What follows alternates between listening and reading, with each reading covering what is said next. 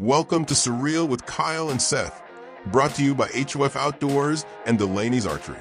This is a podcast where we dive into our passion for hunting and fishing, exploring the great outdoors with tips, tricks, and insights from our own adventures, as well as those of our amazing guests. Today, we're thrilled to welcome Hannah Stonehouse Hudson to the show. Hannah is not only an accomplished photographer and motivational speaker, but she also has extensive experience with ice safety and over hard water fishing. We can't wait to hear her insights on how to stay safe while enjoying this unique outdoor experience. So grab your gears, settle in, and let's get surreal.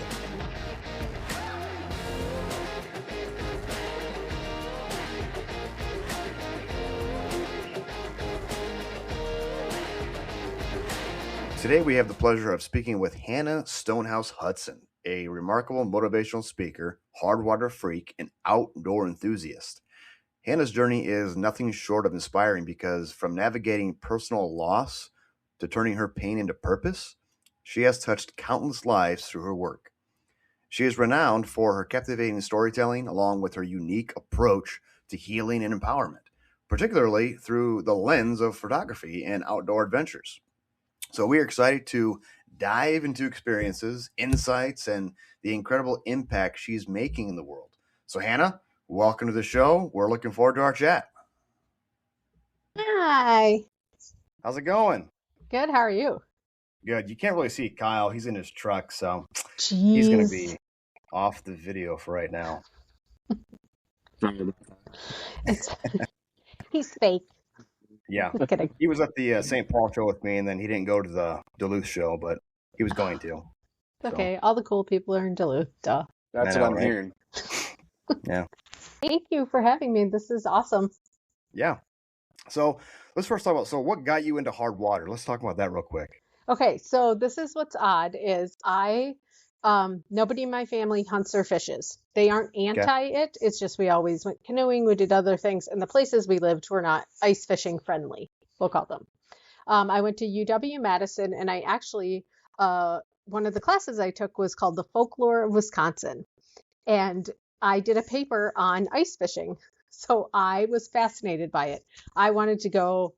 I would go to class and there'd be all these guys on their lunch breaks, like they were in their business stuff and they were fishing. And I was like, this is really cool because when you drive through Madison, Wisconsin, you drive through this peninsula. It's not a peninsula, but I can't think of it this moment. But it's where Mendota and Monona, the two lakes are. Gotcha. And so basically, I became fascinated by it. I wrote a paper about it, interviewed a bunch about like the traditions behind it. And then 2 years after I graduated, I was up visiting Bayfield, Wisconsin, which is the northernmost city in Wisconsin, just visiting. And I kept hearing about this Jimmy the cop guy from some people I had met. And I kept speeding through town hoping he'd pull me over, but he never did. Yeah. So I was at a bar the night before I was supposed to go back to my parents, and this guy walked up. I knew I was going to marry him right away, and he was Jimmy the cop. And he, within like 5 seconds of meeting, he's like, "You like to fish?" Because I taught myself to fly fish for muskie. That was my favorite thing in the whole world. And a little less than a month later, I bought him a boat. A very expensive smoker craft, a brand new one. And all he did was talk about ice fishing. And so in 2004, that was the first time I'd ever been ice fishing, because I dropped everything and moved to northern Wisconsin to be with this person. Gotcha. And we ended up getting married a year later, and he ran an ice fishing guide service and taught me everything about ice fishing. And I didn't realize how spoiled I was, but also the amount of random knowledge that I have for ice fishing in my head. So That's good. That's good. Yeah. So Jim Hudson, that was your late husband. Jim Hudson, we were married in 2004. He started his guide service right around that time. His first fishing show he was ever on, Gillespie's Woods and Waters. I think his first episode was 2005. And he was raised by his mom and his grandpa. And his grandpa, he was Ojibwe from the Red Cliff Reservation. And he was part of Lake Superior. And he taught me everything I knew about ice fishing. And in 2012, he had, really been working on his dream of being a full-time guide, both ice and open water. He was on a bunch of TV shows. He had retired from being a cop 2 years prior, because he decided, I'm going to bed at 3 in the morning or 4 in the morning and then getting up to guide at 5 a.m. He wasn't getting any sleep. So, which do you pick? So he picked guiding. And in 2012, it was his most successful year. And he was an ice rescue instructor, an ice safety instructor. Okay. And he basically was always teaching about different types of ice and, how things can hurt you when you're not paying attention or you take things for granted. And that happens to a lot of people who are out on the ice a lot, who are first responders or guides or something like that. You don't follow your checklist, or you take something for granted, or you're not getting enough sleep. And so I had been gone for a while, in about a week, on a photo shoot, because I am a photographer. I was a commercial photographer. And so I had been at a Boss snowplow shoot because I was their photographer, causing trouble in the snow. It was wonderful. I came home on January 25th, 2013, and we had gone to dinner, and we had talked to some clients of his about where not to go the next day, because he had some other clients he was going to take out. And we were kind of looking at the map, and a friend of ours who was one of the EMTs says, the ice is really sketchy. It's been changing a lot. I better not see you in the back of my rig tomorrow. And we had all kind of laughed about that, because Jim was always the safe one. He was always the one that was going out and, checking ice, making sure people were okay. So the morning of January 26th, he gave me a kiss goodbye at 5:30 in the morning. And I got up. He was going out with clients, kind of by Long Island. People who know Lake Superior will know what I'm talking about. And, chasing new ice like we do. And I got up and I was sitting at the table, and my phone was ringing off the hook. And I had 4 months prior, I think it was 4 months, taken a really famous photo of a guy in Lake Superior with this dog, John and Shep. And so I was actually ignoring my phone because it was a very crazy time, and I was not getting a lot of work done because I was spending so much time doing this, the photo. And my phone kept ringing. And then there was this bang, bang, bang on the front door. And I went to open it, and it was the police officer who had actually replaced my husband on the police force. And he said that Jim had gone through and it didn't look good.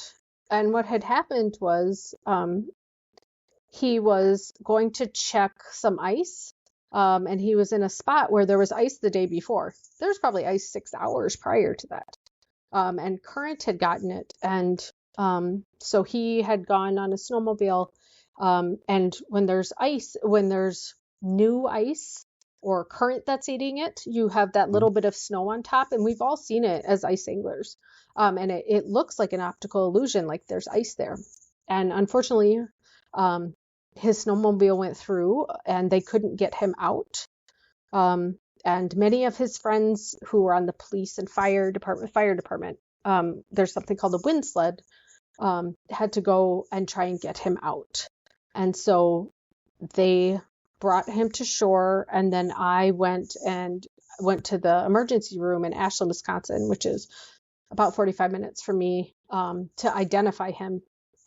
So they were working on him, trying to revive him while I was next to him.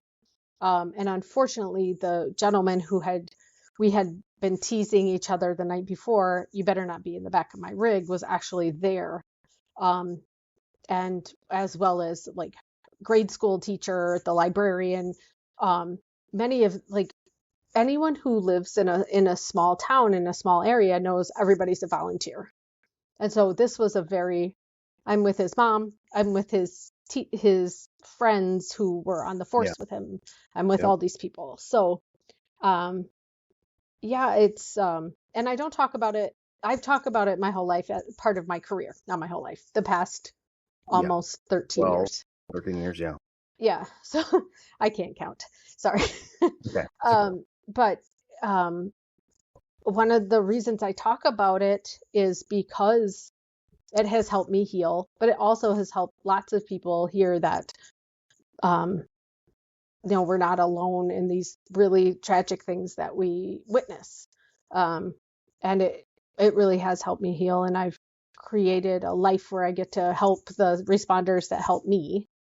I do a lot of seminars on grief and loss and change, work with law enforcement, fire, EMS, all of those, and working through some healing through the outdoors, because I never stopped ice fishing.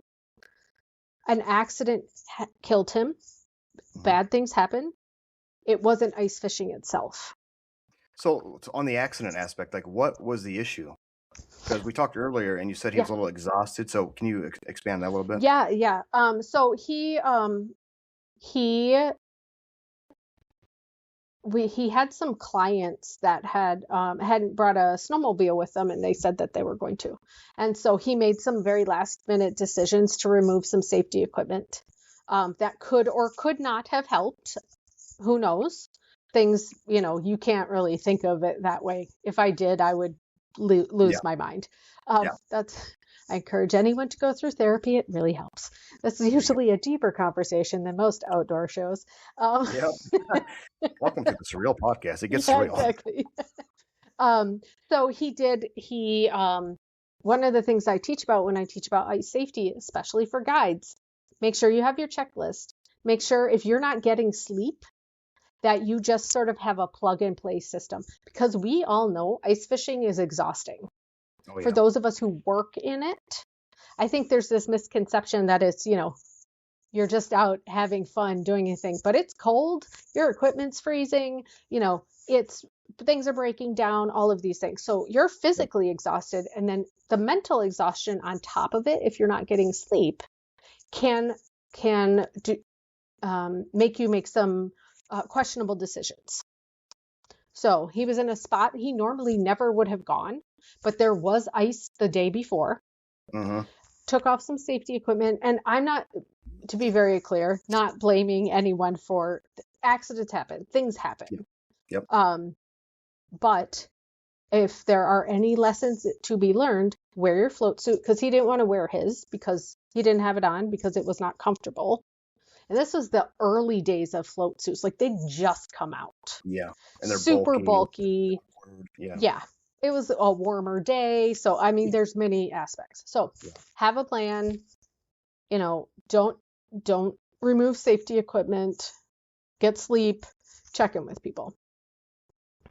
And I will say this, and this is something that just from conversations I've had with some of the first responders that were on scene, that were one of the issues was he panicked.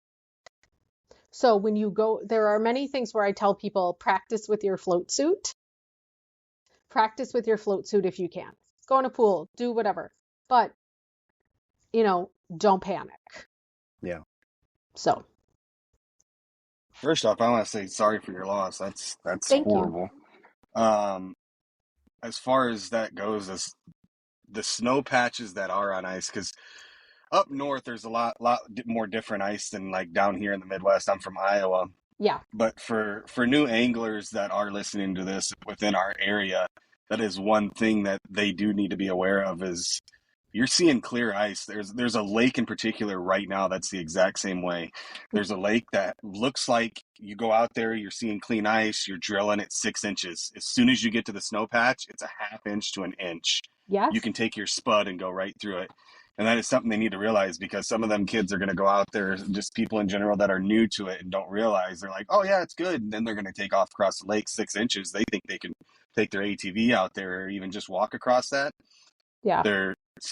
And then as far as safety equipment too, that's people don't take it serious until something happens, it seems like, but Oh, very much hopefully, so. yeah. Because we do want to live in La La Land. And that's the thing too. People who are new to ice fishing, um, there's this misconception, and I had it before I started, that once it's like 5 or 6 inches somewhere, it's going to be everywhere.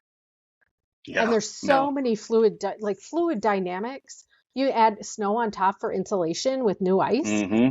That's the that's where it gets sketchy and icky. Right. So, Yeah, and How many that's people? exactly what happened here. We had a lot of snow before we had a lot of cold weather. yep, Cold weather came after the snow. Then we had some blowing around, which blew the snow into areas, but it kept those spots insulated, not allowing them to grow, right. thick enough, safe ice. But the other spots that were bare grew safe enough ice. So Hmm. yeah, it's something definitely to be aware of as far as when you're going out and talking to Right. different anglers is a huge thing. Like, especially someone that's more experienced. I mean, just reaching out to them and saying, "Hey, have you fished here or here?" And they're going to be like, "Hey, yeah, no, don't go there," because most anglers are going to take that have been out in the industry for a while. They're going to tell you, "No, don't go there. It's not safe." Yeah. Well, and I want people to fish. I love ice fishing. My license Oh plate yeah, is hard water. Yeah, Like, dude, it's hard water. that's that's good. how Did she obsessed work I for a am, plumber? right? Well, and people who don't ice fish, like, do you have sell water softeners? No. Yeah. But I want Get people to get do out of it. my life. I don't need you in my life if you don't know what that means. Right. Kidding. No. No, it's funny because like right now on Upper Red, well, even last year, Kyle, were you there when that guy went through the ice? Yeah, I was there. Yeah. So Yeah, there's well, he was designated roads. specifically told not to Yeah, go by the rock pile. exactly. And Hmm. of course, what did he do? He drove right across the rock pile and his Yeah. truck went in. Ice castle above, truck all the way down, hitch Yeah. just sitting on the ice. Like, dude, listen. Like, people are there. They're guiding you to safety. They make roads. Yeah. Hmm. Follow the roads. Fish here. Don't go fish over 5 miles away where no one's been yet.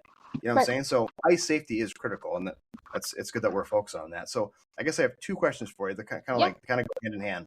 So like the first one is, yeah, everyone loses somebody, and they're hard to deal with. Like, sometimes they go into to a depression mode, and they Right. sulk growth. But you basically transformed. You've taken ice fishing and transformed it into a tool. Yeah. So my question is, what inspired you to do that instead of just being depressed and feeling sorry for yourself? Why did you decide to go down this way? Well, I was depressed and did feel sorry for myself still. Yeah. It's a balance. But there's this whole thing, it's called post-traumatic growth. And 13 years ago, people didn't talk about this. One of the reasons I was so by myself, I was like the lone chick in a community of ice anglers and hunters. And this is before like there weren't a lot of online resources for what to do when grieving, whatever. So I just made it up as I went along, and said, okay, so there's a technical term for this too. It's called decentering the artifact, which is one of the things I teach is the thing that traumatized you, make it your own. Okay, gotcha. Make it your own, and you grow from that. And you can create things from that. You can create growth for yourself. So you can either stay stagnant and think that the world hates you or that things are horrible, which is an okay place to be for a few months. Really, truly, it is. You Yeah. don't want to. I am a grief scientist, so I will be the technical thing about this. But if you shove it down and don't, feel the feelings, you're going to be delayed for years. So be mad. That's what I do now. Yeah, right. I push it down. Right. Or literally, I do. No. Yeah. Well, there's ways to not push it down, but you don't have to you don't have to let anyone else know. That's the thing too, is you don't, and that's a longer conversation, but really, as long as you're working through it, you can then go to, okay, what am I making out of this? And Gotcha. that's what I decided is, okay, I'm going to make this a way I can heal a way I can be in my favorite place and just go for it. And there were a lot of people who helped me along the way. And lots of missteps, lots of mistakes, but that's kind of like being human. You just kind of go with it and see what happens. Okay, so that statement kind of answers this next question too, but if you have something else to add, basically like, so many people struggle with loss and finding their purpose in life too. So what advice, other than what you just said, can you have for those who may feel lost in their own pain right now and don't know where to go? Like, what do you have for them? Anything? Sometimes we feel lost because we are trying to perform for other people. Okay. So sometimes, and that's when that happens to me, is when I feel lost and don't know what the hell I'm doing. It's because I am not doing what I want. And I don't mean that in a selfish way, but I mean that in a, well, if I do this, then people will like me, or this person will like me, or I'll be accepted by whomever. So a people pleaser, basically. Yeah. And I decided, like, why would I do, like, I'm not going to do that anymore. I mean, obviously, we all sort of go in that direction. Yeah. I mean, it's on a spectrum. Yeah. But for a long time, like, I would be miserable because I thought I had to be sponsored by companies. I hated that. So a couple of years ago, I made a really like deliberate decision to cut ties, not because I didn't like these people, but because it took the joy out of it for me. For me, it's about being outside. It's about having fun. It's about doing these things that I love to do. And we sort of get pigeonholed, especially if we are in the outdoor world, to feeling like we have to do things one way or another, where we can really do whatever we want. Gotcha. We can. That makes sense. Yeah. And the people who make the biggest splash, the people who make the biggest difference, are the ones who don't go along with everyone else. And it's unfortunate sometimes because those are the people who people talk trash about. But they're the ones who are making a difference and who are making changes for not just for the industry, whatever it is, but for themselves and their families too. Gotcha. That's some good advice. Does that make sense? It makes sense. Yeah. I think we need to have this be like a 7-part episode because we need to talk more. So. Mindset for the outdoors. Yeah. I can get that from the hunting side of things too. I was in the hunting industry for several years and finally stepped away and was sick of abiding by all the company. I was a puppet. I was a puppet for the industry, and I finally am like, you know what, I'm going to do what I want to do and do things and create things and go enjoy what I want to enjoy. I'm sick of planting one certain food plot for a deer when I could be able to plant several different food. You know what I'm saying? It's just, so I get exactly where you're coming from on there. Well, and that's a huge stress reliever too. It takes a huge mental toll off, and some of the most genuine people are the ones that are out of the industry in a sense. Oh, that aren't puppeted. Very much so. I ran pro staff for a lot of different outdoor groups in the companies in like 2016 and on. Kind of at the beginning of TikTok, but also at like the real sort of heyday of pro staffs. And I just couldn't do it anymore because it was all about shooting the biggest deer, the biggest buck. Like it was not about, it was almost like an SNL skit some days. You lose your passion. A lot of them guys have no passion. All they're doing is they want the cameraman to come follow them. I'm going to kill this deer. I'm going to get 5,000 likes. That's what they're worried about. They're not really worried about. Seth, I explained this to you like a couple months ago about how there was or maybe it was Travis, and I kind of fell out of love with hunting. And for this past couple of years, I've really gained like my true love and passion for it. Like realizing sitting out there, before it was sitting out there and like, all right, when's that deer going to come in so I can get this video footage and post it, and then I'm on to the next one. Where I've really just like been able to actually take in my hunts and grow that passion again. So there's a very fine line there on keeping it, you know, level-headed as far as when you get into, there's a difference between being an ambassador and supporting a Mm-hmm. good product that you stand behind, but there's a difference between that and being a puppet.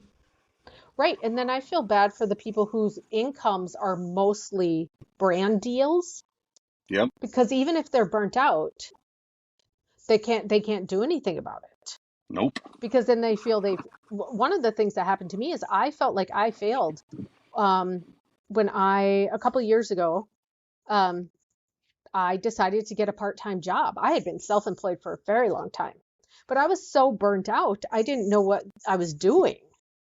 Yeah. And so I went and I got a job as an outreach coordinator for an air ambulance, of all things. But it was just something different.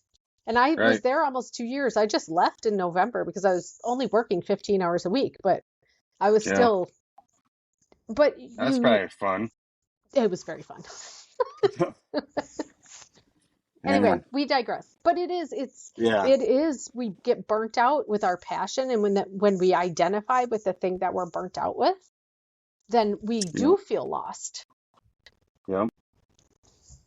Well, you mentioned earlier how exhaustion, you make bad decisions, right? Yes. Same thing with hunting. Like, you don't think that being on the ice is going to like drain you, but we sit in trees for, well, the one time I had Kyle sit in a tree with me for like 4 hours and he complained the whole time. He's like, usually I'm like a 1 or 2 hour kind of guy, but we sat there for like 5 hours. Remember that, Kyle? No. He's like, "Can I No. get down, walk around?" I'm like, no. I like, there's certain times a year that's you're putting more harm, and we're getting into the hunting topic, which, sorry, that's my thing, but you do more harm to the woods when you sit out there longer, applying that scent everywhere rather than just slipping in for that key time in certain areas. So that's my reasoning behind it. But yeah, I can get bored too. I think everyone can get bored at times. Yeah, but sitting there, that wind, when it's hitting you, it drains you. You get down. Oh, yeah. yeah. Like, did I just work a 12-hour shift? Like, you feel drained. It's the same thing with the ice. You're sitting on a bucket, moving your wrist up and down, or taking down your helmet once in a while. But you know what I'm saying? You know what I'm saying? Yeah. And you're like, why am I so dead, man? So you just got to watch it. They're both sports have their limits. I'm just all we're trying to say. Right. Oh, and you're getting dehydrated with both because people aren't drinking water. Like, there's so many physical things that happen. And it's, if you want to be really good at whatever you're doing, you gotta exercise. You gotta hydrate. Plus, we climb trees in hunting. I'm just saying, we don't climb trees for ice fishing. Just so you know. Yes, exactly. I You're feel like around with ice cleats that you're using way more foot muscles than you are hunting. That's true. Oh, yeah. That's true. I used to run across the ice road after Jim died. A little less than a month after he died, there's an ice road in between Bayfield and Madeline Island. And that's what the kids take to school in the winter. They take a van or they take their snowmobiles. And I ran the ice road because that was the first thing I did to get over my fear and to just do it. And I remember I was so sore because I had cleats on running this ice road 3 miles. Jeez. I was like, wow. I couldn't walk for like a week. The big boots, the cleats, the heavy pants. Oh yeah, you're dead, dude. Oh yeah. Yeah. So. Wow. What's that photo you talked about? John and Shep? Yes. Is that what it was? Yes. So what's with that? Let's talk about that. So I don't know if you guys ever watch TEDx talks. I can send you a link. So I did a TEDx about it. So a friend of mine had this dog Shep, who was very arthritic, and he would take him in the water to in Lake Superior, basically to ease his arthritis. So he asked me to come take some photos of him in July of 2012, July 31st. And I had just shared a photo of the back of my camera of him holding Shep in the water. And that post went kind of crazy viral. And then the next day I posted this photo of John and Shep in the water. And the Huffington Post called it the most viral photo of all time at one point. See it, Kyle? Oh, jeez. See it? And, yeah. Yeah. So it was crazy. It was very interesting.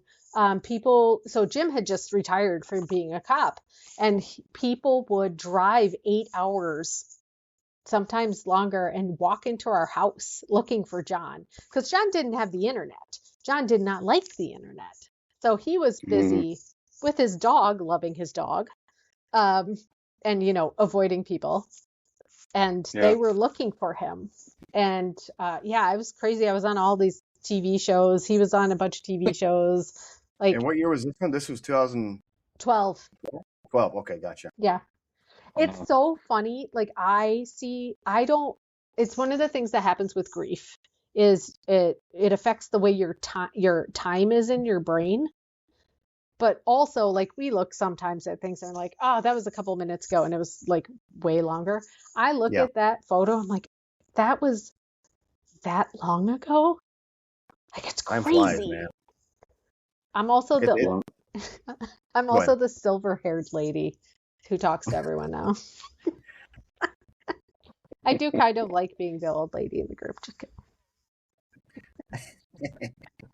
I can tell everyone to hydrate and wear their cleats. Yes, ma'am. Yes, ma'am. Yes, exactly. Don't make her upset, guys. Yeah. Don't look it directly in the eyes. Exactly. So, you do work with veterans too, I heard, correct? Yep. So my husband, Sam, is an Afghanistan vet. And he and I actually met through American Heroes Outdoors. I was volunteering as their photographer for an event, and I was living here in Fargo in 2020, and I was doing some social media and photography for American Heroes Outdoors, and they said, have you ever been to the Apostle Islands? And I laughed, and I said, well, yeah, I ran a guide service there for a while. Why? Nice. Well, do you want to go with one of our veterans to this Apostle Islands event? I said, okay, sure. So I met Sam, much like Jim. So I went to what I was supposed to just meet up with him to like get to know him, to like game plan for this trip. It wasn't a date. And I walked up and his license plate was one leg. And I was like, this is the man for me. He has my dark humor. So he lost his leg in Afghanistan, and he tried to have his license plate as RPG, and they said no. Gotcha. So it's one leg. And so he and I went on this trip together, and it was all of Jim's friends were there. They were all fishing. So it was very random. And so he and I help veterans. We do seminars for veterans. And we have 40 acres that we're trying to figure out how to build into an actual retreat center, not necessarily for veterans only, but for anyone who wants to heal and wants to do it in the outdoors. Well, Kyle and I are contractors, so if you need help, we can help you build it. Yes. Okay, perfect. And you know where Pelican Rapids is? Oh, yeah. It's right by Park Rapids. It's like an hour from Park Rapids. Yeah, that's where our land is. That's where it's going to be? Yeah. Oh. Yeah, so we're always going to Park Rapids twice a year, so. Okay, well, you guys are invited. Yeah, awesome. That's funny. Well, we need her to come to one of our fishing trips, like for a couple hours, get some photos, because I saw her last Facebook post of her own photos. Dude, they're like high-end quality of them. I'm like, good Lord. Sarah is so good. Man. Yeah. Well, and that is a big difference. Like, this is a big step for me because I've always been behind the camera, and I've kind of hidden and tried to elevate other people's stories. And I have a story I really want to tell, and I want to tell it in a more professional way than just doing the seminars and then having some selfies. So I hired Sarah because she's really good. So that's good. Yeah. Let's see. But I want to come fish Okoboji, please. I know you guys don't fish in Iowa, but you want to come to Okoboji? I freaking love Okoboji. Really? Okay. Yeah. Well, it's name the time, and I live right here, so. Okay, perfect. Yeah. I went out yesterday to Stolly's, which is next to my shop. It's here in Spencer. I'm talking like 3-inch perch, like tiny guys, perch and some whitefish. Yeah. One crappie that was a good 7 or 8 incher, but it was fun just to catch them. Yeah. But I don't think that lake is good. But I think I might try Okoboji this year for the first time. Well, I was there 15 years ago, so Okoboji? yeah, that's the last time I was there. You remember which lake it was? Because there's like Okoboji East, West, like there's like 4. It's where there's a camp. We stayed at a religious camp, summer camp. Oh, was it in Monarch Cove? I'm not sure. I'll have to look. There's a Lutheran church inside that little cove, and that's on West, I think. I think it was West. Yeah. I have to look. I I think that's a good lake. Okay. So I'm not really sure. It's good. Thank you for reminding me because I'll go look. I just found that photo shoot. I was going through some archives. Oh, the one I just saw on Facebook? Or the one no, different one. Oh, gotcha. Yeah. Well, Kyle, he lives in Fort Dodge. Well, close to Fort Dodge. He goes to Brushy Creek. And don't they get like big crappie there, Kyle? Yeah, that's a man-made lake. It used to be a creek that ran through there, and they dammed it up, and so it's got moving water. That's why I was talking about that. That was the one I was talking about earlier. Yeah.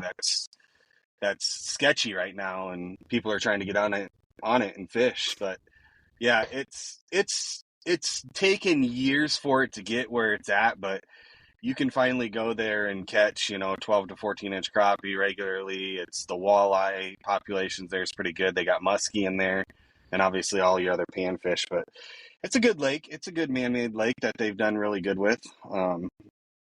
But yeah, it's nothing like Okoboji size. Okoboji's huge.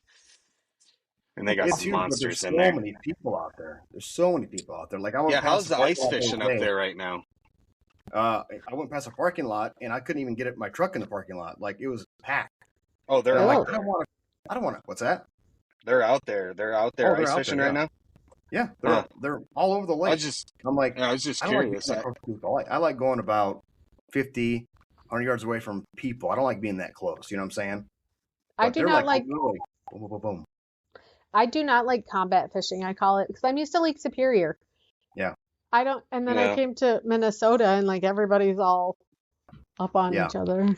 Dude, this guy sent me a video the other day. He was on Lake Superior. Okay, his name's Brent Good. He bought a rod at the Duluth show. Him and his daughter. Yeah, cool. So he sent me this picture. He's in his hut, right? He's in his hut, and he looks out the hut, and there's a huge barge ship crashing through the water, breaking up the ice. And I'm like, what the heck? I was like, dude, get off the ice. Like, he's like, oh, this is a normal day here in Duluth. Yeah, I was like, oh, heck no. I'll be running to the shore. Oh, boy. So, yeah. Is that normal? Okay. So it can be if you know what you're doing. So as an aside, certain things that happen on Lake Superior, you want to know what you're doing. People should not go out by these, like, while there's a ferry going by or other things, unless you're with someone who knows what they're doing. Because, yes, if you are experienced on Lake Superior, that can be normal. However, that's why I tell people go with a guide. Like, there's one place on Superior I'll go by myself. And that's the only place, and it's because it's 4 feet of water. Anywhere else, I will never go alone, ever. Other bodies of water, I will go ice fishing alone, much to everyone's annoyance. But Lake Superior, no. But no, that can be very normal. Was he in Superior or in Duluth? Yeah. Do you know? I'm looking right now. He sent me a message here. Big bodies of water freak me out too, dude. And they should.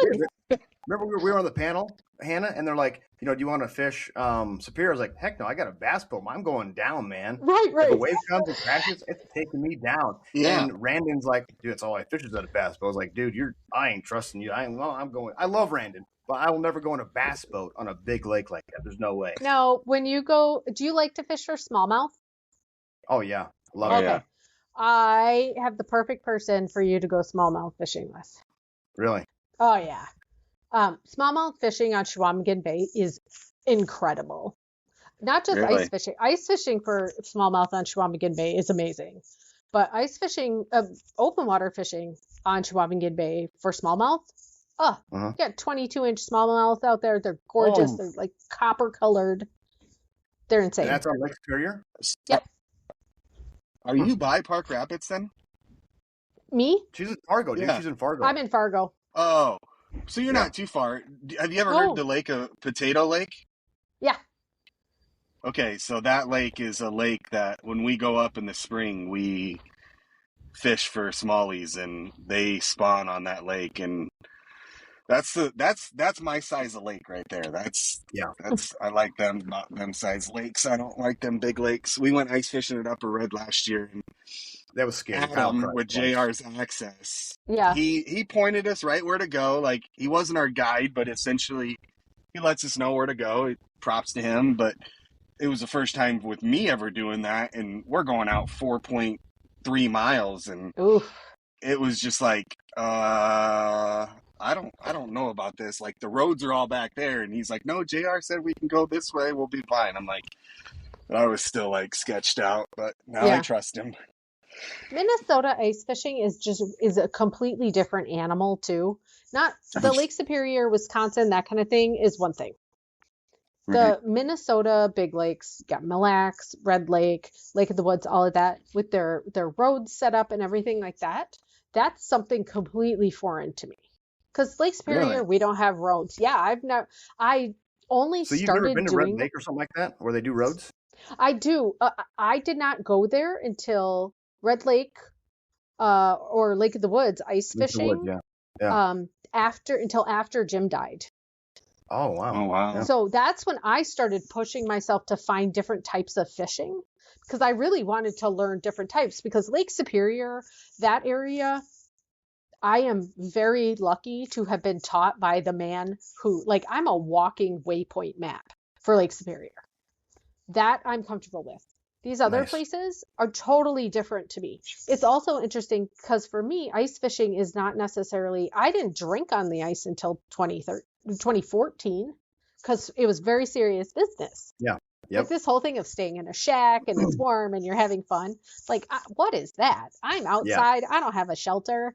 So it's just completely different way of doing it. But one of the reasons I moved from Lake Superior was because I wanted bodies of water I could go and feel more approachable. So those smaller lakes, Otter Tail County, all of that, some of the places in North Dakota, some of the sloughs and everything. So that was a change. But Minnesota is different to me. Well, and like we talked about at the Duluth show, like I like the small lakes that Kyle does because we fish them in open water. So we're like, okay, let's go to our spots. So we go to our spots or our waypoints that we know where we're going. Yeah. And so like we'll go back there in ice fishing season. Like, okay, I'm going to go back to this lake and hit this little point because we know for a fact that's where they were last time. And so that's how we catch our fish too. But I was going to show you this. Kyle's talking about Potato Lake. This is hilarious. They totally messed us up in the county assessor. So look at Potato Lake. Can you see the screen? Yeah. So there's Potato Lake, and then below it is called Fishhook Lake. See that? Yeah. So Potato Lake is supposed to be named, Fishhook Lake is supposed to be named Potato Lake, and Potato Lake is supposed to be named Fishhook Lake. Because see how the potato looks like a fishhook? Yeah. But then fishhook looks like a potato? Yes. So they mixed it up, and they're like, you know what? We don't want to fix it. We're just going to keep it as is. So now it's just hilarious how to look at. What's that, Kyle? I didn't know that. You didn't know that? Dude, look at it. It's a potato, but it says fish. I just know if I want smallmouth bass, I go to potato. Or walleye. Here's that video I found. This is that Brent dude, that Brent Goodman. He's in a shack. He looks out. There's a barge coming right at terrible quality. That's too close. Wait, is that the ferry? Is that a ferry? I wonder if this is. Oh my God. Where's he at there, Hannah? Where do you think? I think I know right where he is.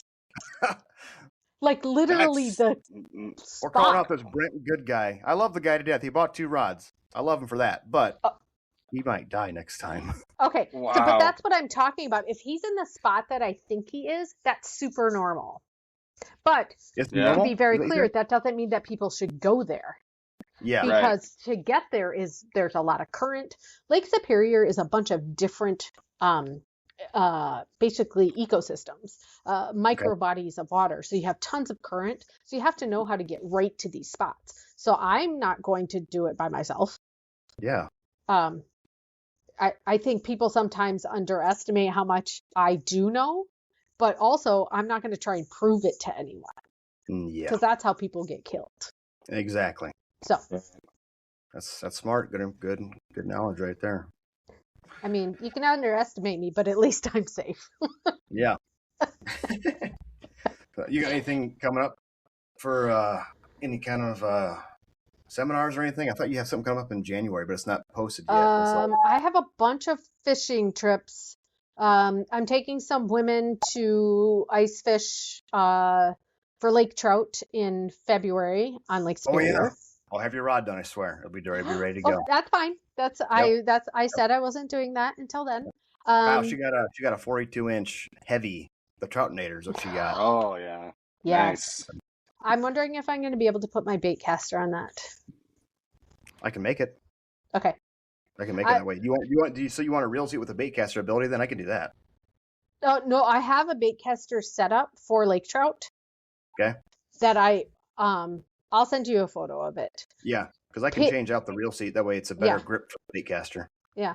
It's so fun. Like bait casting reels are so underrated for big fish. I didn't know people did that. I was like, yeah. You said that. I was like, maybe I should try that. Because this one guy called me the day. He bought one rod. He bought a 42-inch Troutinator like you did. The only other person. But he goes, hey, you got any big, like 7-foot trolling rods? I'm like, I do. Like they're hollow fiberglass. I was like, I got these 4 like 6 months ago. I didn't mean to buy them. He's like, can you take that from the tip, come down 42 inches, put on big musky grips, like the big EVA foams, 18 inches? I'm like, yeah. He goes, put me on a seat for a bait caster. I want to use it for sturgeon through the ice. I'm like, you want a sturgeon rod? He's like, dude, nobody sells them. I was like, dude, I will make you a rod. So I got 4 of them. So if you want me to make you one of those, I'm making that tomorrow or the next day for him. Just send me photos. That's amazing. Like I would pass out if I caught a sturgeon through the ice. Have you seen the photos online? Like, dude, they're massive. Dude, they're crazy. Oh God! I know people who target them.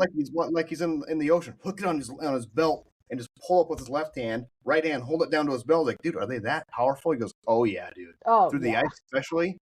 I was like, is 42 enough? He goes, 42 is probably the minimum you want to do because you want that backbone. You know what I'm saying? I was like, gotcha. So he wants me to make it. I'm going to make it. I've got everything there to make it. So you'd have to cut a hole in the ice for sturgeon, right? I mean, it wouldn't just be your normal 10-inch drill or 8-inch drill, right? No, I mean, I'm not sure because any of the sturgeon I've seen come through the ice have been smaller. Oh, okay. But I know people catch them. What is the name? Darren? I can't remember his last name. I'm completely spacing it, but he guides for sturgeon through the ice. I think on the St. Croix. I'm not sure, but Lake Pepin kind of area. I think I may be completely messing that up, but I have fish brain and I start talking about things. I get excited and then I mix things up. So. Dude, look at these sturgeon. These are through the ice. Wow. Look at what they did here, Kyle. There's four auger holes on his left side. That's what they're doing. See, that's I was curious. Look at these things. They're either cutting like a square out like Jay does when he does sight fishing. Yeah, like the spearing holes almost. Yeah. That sounds super ignorant, but I'm not sure. Look at this thing. Kyle, look at this one in the back of the truck. Are you kidding me? It's a whale. Well, they do have sturgeon spearing in what is the lake in Fond du Lac, it looks Wisconsin. Like they did spearing for this one. This is speared right here. You can tell. Yeah, I mean those things are old and they're huge. Well, it's funny because we were on the panel and they said, "What's your fish you hate the most?" And I said sturgeon, and Hannah looked at me like she wanted to kill me, dude. I was like, "Dude, what are you talking about?" I was just a little appalled. It's fine. I see that, and I apologize. But I'll never say it again. I promise. Jeez. I can't hate them. You can't hate them when you never fish for them. Exactly. Well, it wasn't hate. It was disgusting. Like, what's your disgusting fish? Like carp or something. Somebody said burbot. Like burbot's like the lobster of the lobster of the sea. Is what they say. Yeah. Burbot's Roman good. loves burbot. and I haven't had it yet, but Roman loves it. To fish for him. I've only had burbot once. I fished Like, for them a you lot, ate but it? I've only eaten it once, and it was out of the Racine Harbor. Okay, so nasty water. It was the most disgusting thing I've Yeah. ever had ever. We caught them They're on bottom red, and we feeders. caught them on lake. Yeah. Hmm. I'm sure I have heavy metals in my system from that particular fish. Gosh. But how did it taste? So, Yikes. like, what was the texture? Because it wasn't like a fish. It was like lobster. I don't even remember that because it actually tasted like the city of Milwaukee. Oh my god. Yeah. It's a tougher meat. It's Okay. not. It doesn't like flake apart. It's literally it's gonna like be. I smush- think they call it the lobster because it's more that lobster texture. I don't Yeah, think the it's texture, meant like the to squishy. taste. I think they're just referring it to lobster just off of the texture and Yeah. how it holds together. And it's not like a flake fish, like a panfish, or Yeah, it's not like a even like a catfish or salmon where it's bullhead. real Yeah. soft. It's Yeah. a tougher meat. But yeah. Well, we've had you here for a long time. How about one more thing? You have Okay. this site called Time, Grace, and Space. What is that? Let's talk about that real quick, and then we can let you go because Well, it's one of the things that we talked about, like giving yourself time. Okay. Like, don't try to don't try to grieve or move through a change or anything like that super fast. Give yourself grace to make mistakes. We all do. Nobody can be perfect. And the people who are the most successful make the most mistakes, and they give themselves the most grace. And give yourself and others space. Don't force anyone to tell you how they feel. Don't force anyone to talk about something before they want to. But also give yourself space from an event. Say, I don't need to make something from this right away. I can do this. This is what with people who've had really difficult things happen in their life, they think they need to write a book about it right away. Or they think they need to act on it right away. When they could do so, I mean, these are life lessons. We're all human. You can do something with it in 20 years, 10 years. It doesn't matter. Just give yourself all of these things to feel good and to, heal yourself and the people around you. Because I see on the site you have a grief journal. Mm-hmm. And so basically it says grief lives in our heads when we don't get it out somehow. So whether it's through journalism, with something like this, or drawing a picture, a painting, releasing emotions is essential to our physical and mental health, correct? Correct. I've been dealing, me and Kyle both, we've been dealing with grief and that stuff for like a long time, and we both just push it down. Yeah. He kind of broke a while back, and I think he's fixed now, but right, Kyle? Yeah, I did. I broke. Like you said earlier, it kind of triggered when you said that earlier because I'm one that tries to keep it in, but my body didn't let me keep it in anymore. After we lost our grandpa, he was more like a father figure than anything, and I actually broke. My mind I just sat in my house for 3 months and got it all out. And ever since then, I've been fine. So, I don't know. I can feel that level of it. That's where I'm jealous of Kyle, because I haven't even cried for him yet at all. What was it, 3 years ago now, Kyle? 2.5 years ago? It'll be 3, 2.5. right? It'll be 3, yeah. Yeah, so, like, he's dealt with it. I push it down. I do that with everything, though. Like, I just push it down, and then I'll be working one day, and I'll get this burst of rage, and just be like, why am I so pissed?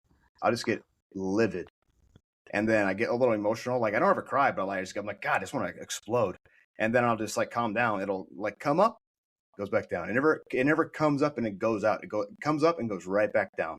But I kind of like this. I might get your little copy of your grief journal here and check it out, because I need something. People tell me all the time, it goes, dude, you're gonna blow a top. I was like, I know I am.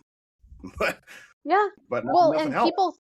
People think they have to talk it out or something like that. You don't. Yeah, like I can't do that. And that's fine. I think people have a lot of shame with, like, oh, I should go to counseling, or people force them to because they think it's going to help. It made it worse. It might make it worse. So you have to heal in the way that's most appropriate for you. And like the whole thing with sitting in your house, Kyle, for the 3 months, like that is such an amazing source of strength. Like, yeah, it was crazy. I hope you know that is, like, people How's that showing strength? I'm curious. That is because you are actually allowing yourself to do it. You may say, I broke, I had to do it. Yeah. No, like No, I you paid agree. attention to your body. That's I, an insanely amount. That's an insane amount of strength. So yeah. I was Hmm. getting pressured all over the place to go, oh, you need to go do this, you need to go do that. And luckily Mhm. my work worked with me at the time too, but I did what I needed to do to survive, but I literally just cooped myself up in my house and figured out the things that I needed to figure out mentally, and then Yeah. after that, like obviously you're gonna have everyone's gonna have their days that they get down, but Yeah. it I've been it was probably the best thing I ever did was just shut everyone out and keep to Sometimes you have myself. to do that. And as long as you have some, like you can check in, like this is a very general statement, so it's very specific to everyone to be very clear. But sometimes you have to do that in order for your brain to process the things in your head. Yeah. Yeah. Um, and one of the interesting things that I have studied is the concept of shame about however you have or have not done things actually causes the same cytokine response, inflammation response as COVID or the flu or any other viruses. So for many people, instead of if they haven't processed it, they actually are just sick all the time, and they're not contagious. Really? Yes, Hmm. they just have inflammatory markers that they can't figure out where they come from. Hmm. And so then it makes them sicker and sicker and sicker because Okay. their body doesn't know what to do. So I have a question then. So Yeah. when people go to like the massage therapist or like a chiropractor, like, hey, you got a lot of pain building up here. They'll get rid of it, Mhm. and then all of a sudden they'll start breaking down crying because they're Mhm. holding that pain. And so something that you might have broken or twisted at the time of a stressful time in your life, is that true? Like, does that happen? Like, do you hold pain in your body like that? Yes, and I don't know all of the science behind it because there's some really interesting studies about, what like hips holding pain. And then the release and it causes people to cry. Like Yeah. your body, there's a book called The Body Keeps Score, which some people find as a problematic book because they don't believe in the science behind it. Other people really believe in it and they find healing from it. As many things, there are always discussions in quotes. But Gotcha. yeah, but the body holds on, and not in a way like you have to let it out or you're being emotional. No, these are all inflammatory markers, things that are happening with your neurons, brain inflammation, neurotransmitters. These are all measurable things that we've all been told because we're Americans. You just shove it down and there's nothing really wrong with you. Exactly.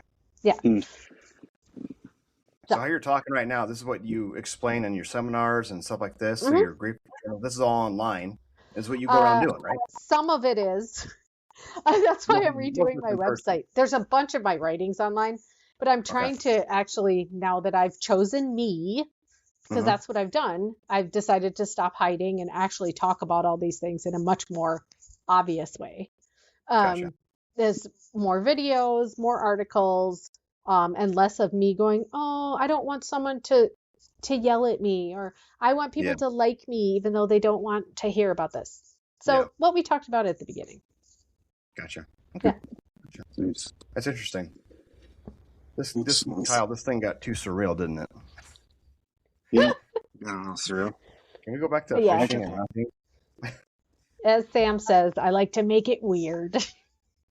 No, it's needed because it's needed. Some people don't just want to talk about hunting and fishing, but then they get lost in it and they don't like me and Kyle, we push it down. But this aspect of it, I think it kind of helps people. Like it's helped me a little bit. Like I feel like I want to go back on this website and get your grief journal and see what I can do to let my grief out. Because I need something. I know I do.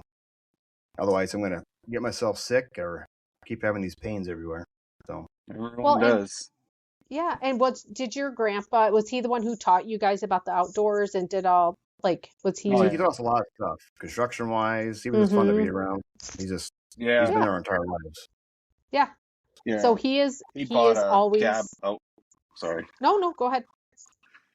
He bought a cabin on a river up in South Dakota even, and that would be, he made us, when I never forget when we first moved up there, he's like, oh yeah, if you're gonna fish, you gotta fish the old fashioned way. He goes, here's a hook and a string, and I'm like, what? Yep. I had to go out there with a hook and a string with some canned corn and catch my carp. But no, yeah, he's always taught us little things about the outdoors and life in general. And so if it wasn't for him, he took the entire family up to the resorts in Minnesota. We would rent out started that cabin on one resort, and the whole family would be there since we were like 2 and 3, all the way until he died. So he got us into fishing. He got us into the outdoors. I think if it wasn't for him, we wouldn't be doing this right now, honestly. Kyle would be hunting. No. I don't know, but fishing-wise, no. But he got that cabin. He's like, oh, you don't got to go to Minnesota more. This is better than Minnesota. It's like nasty river water. Like, I'm still choosing Minnesota. I'm not going to swim that crap or eat those carp. I was like, no, Grandpa, I know you love it, but we're going to go back to Minnesota. Well, and that's one of the things is the thing that brought you the most joy and brings you the most joy also has a painful element because you do miss him. So you have to make that decision of how do we honor him, but also still do the things that we love. Like, and so to reframe it as this, he helped you create this legacy that you're building on. Yeah. And so we're reframing because we're now taking our experiences with him and making our own and adding more people to it. So basically his legacy is going on way beyond than what he thought it was going to ever going to be, probably. Oh yeah. I love that. Those are the stories I love. Those are the stories I love about fishing, about hunting, about the outdoors, because we have these people who have taught us what the thing that we love the most, but it's also our connection to them. Yep. Like Carl Springfield, Kyle. He's you think of Carl, you think of pike fishing or walleye fishing. That's Carl. That's our Uncle Carl. Like, he taught us everything too. He's pretty smart. Oh, he's a good awesome. fisherman. And Diane, his wife, is the fisherman who taught him how to fish. Yeah. Yeah, you I gotta like say her it that way. already. But now we call him the master because we thought the man was the master. But that's not how it is, guys. We understand that. She deters everyone. She knows how to catch all the fish. She knows all the spots to go. But then when it comes time to tell, if you get Carl all buttered up, he'll tell you the spot. But Diane, she's going to send you to a lake like, 10 miles away. She'll send you 10 miles away and say, oh, yeah, we caught all these fish over there yesterday. Oh, that's funny. Yeah, we call her Diana Banana. Hannah Banana, Diana Banana. There you go. Yep. Exactly. So, well, we've been on here a while. I hate to take up more of your time. Thank you for being on, talking to us about your courage, your pain, your purpose, and we love your commitment and your inspiration to the fishing industry and to people in general. Thank you. So, where can people find you on your social? I know you're on Facebook and Instagram. Yeah, that's pretty much it at this point. Okay. Hannah Stonehouse Hudson or Hannah Stonehouse Floberg. Just look up Hannah Stonehouse. Gotcha. Her phone number is. I'm kidding. Yeah, exactly. Yeah. Listen up. People will be asking me for advice all over the place. Oh yeah. Yeah, definitely appreciate you coming on. That was awesome. Thanks for having me. Tell the story and all that. So yeah, definitely. Okay. Okay. That's you guys have a good night. You too. Stay safe out there. Thanks. You too. Bye. Bye. Thank you for joining us on this episode of Surreal with Kyle and Seth. We want to extend a huge thank you to Hannah Stonehouse Hudson for sharing her valuable insights on ice fishing safety and showing us that you can harness your loss and accomplish something amazing to help others. It's always great to learn from those who are passionate about the outdoors as we are. Be sure to stay tuned for next week, where we'll dive into our recent hunting experiences and share stories from our adventures with some friends from Pennsylvania and Nebraska. We can't wait to discuss all the memories and lessons we learned along the way. Don't forget to follow us on Facebook, Instagram, TikTok, and YouTube to keep up with all things surreal and HOF outdoors. Until then, happy hunting and fishing. Keep it surreal